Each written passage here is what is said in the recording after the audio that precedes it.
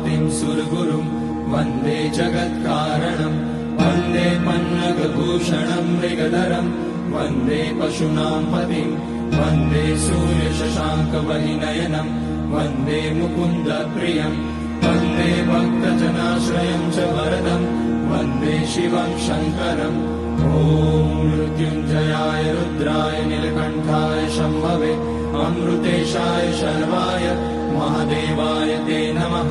नमस्तेऽस्तु भगवन् विश्वेश्वराय महादेवाय त्र्यम्बकाय त्रिपुरान्तकाय त्रिकाग्निकालाय कालाग्निरुद्राय नीलकण्ठाय मृत्युञ्जयाय सर्वेश्वराय सदाशिवाय श्रीमान् महादेवाय नमः।